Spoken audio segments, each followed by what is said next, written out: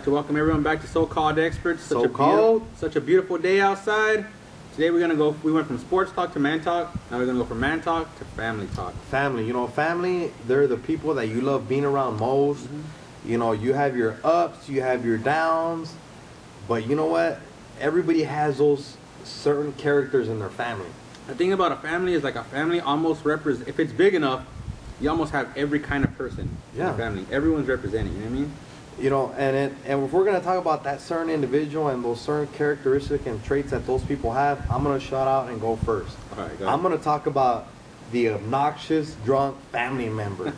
This is the freaking person in your family, the guy that everybody's looking around, everybody's constantly watching and making sure he's not drinking too much. Because everyone knows as soon as he finishes the 12-pack, party over.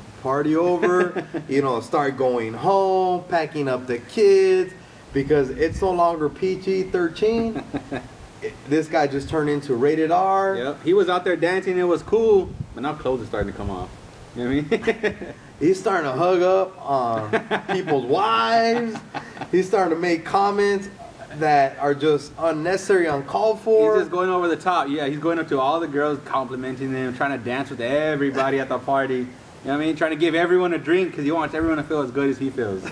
And that guy's funny, but just be careful with that guy. Be careful with that guy. Regulate him. Watch it. You know what I'm saying? Keep the beer away from that side of the family. You know who I'm going to go into? I'm going to go into the bachelor of the family. Oh. Every family has that one bachelor. I like that guy. And that guy is cool. He has a couple of little things that are funny about him. You know what I mean? When he comes to the kid's birthday party, his gifts ain't wrapped. Oh. and you know what? Not only that, but he's bringing the bags, the grocery bags. He's not even bringing the gift in the store that he bought it from. It's Albertsons, and it's in a paper bag. I don't know if our family has anyone that bad. He still has the price tag on the gift. I don't know. He stopped at the nearest gas station on the way to the party and bought a gift there. No, and on top of that, he's that guy that all the married guys in the family want to go hang out with for the night. But the women don't let him. He has to schedule on a week in advance. It's like, like setting an appointment to bring these guys out of the party. And you know that the wives are at home just cycling all the thoughts and all the crap that they're possibly doing. They're checking the bachelor's Facebook every 10 seconds to see where he's at. But you know what? The husbands are aware.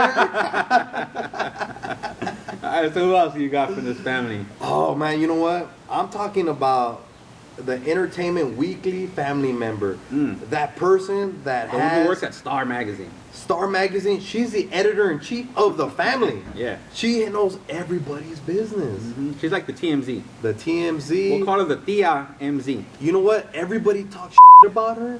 Nobody likes being around her. Everybody is cautious of what they say, but everybody uses her. Yep. If you want to know if this person or that person is working, they have a job, if they're single, if they're still married, or why that cousin got back with the jerk or with the deadbeat, or why, that cousin is having a hard time at home. You could call that person up and be like, why did they just put a sad comment on their Facebook? And that person will already know. They already know. Because they know the status of the individual posting it before that person does. That person works at TMZ. Everyone has that one. You got to keep an eye on them. I'm gonna go into as someone without kids. I get this from a lot of people in the family. The person without kids? As someone without kids, me personally. Oh, okay. I get this a lot. Is that person who always hits you up to babysit their kids? And the thing about that person, I already know, is he's tricky. He's smart. He's a good one. Oh, he? Or she? Oh, she. They'll text you asking what you're doing. Oh. And then, they know when you're at home kicking it, you put nothing. Hey, can I watch the kids? Hey, I'm already on my way to your house, but I need someone to watch the kids. They trap you. You know what I mean? They're very smart about how they get to you. And then not only that, but as something I've learned personally, is you have to start charging that person by the hour. Oh, you know what? Because all of a sudden this person decides that they want to be the most interesting and adventurous person out there. So they're trying everything for the first time that night. They drop their kids off at noon, and when do they show up? The next day at noon. Yep. Because the thing is, they tell you they're going to a movie. They tell you they're going to dinner. You know, they're on the street and they're gone. You know, they drive to LA for the night. And they're out there partying it up. And then 9 months later, from the day you babysat, little Junior comes. Yeah, you're right. You know, another one I gotta laugh about is every family has it is the overachiever and the underachiever. Man. And what's usually funny about that That's is they're awkward. usually brothers or sisters. Or sisters and brothers. Right. But they're usually very like immediate family. Yeah, usually. And what's funny is you feel bad for the underachiever, but how can you hate on the overachiever? Easy. What's funny is it's just funny because you see the parents always, they have to gravitate towards the overachiever, right? And you can just see it in the underachiever's eyes, like jealous. Like, Dude, the underachiever has gone through 3 relationships, is on a divorce, you know, is unemployed, or if they're employed by mama or daddy, which don't really count.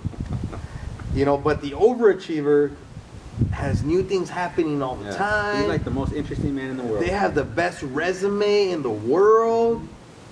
But it makes you wonder, why isn't he helping the underachiever out? You know what I mean? She could be helping him out. She could be, you know, doing something. It's just, I just laugh at that one. That's always funny. It is always funny.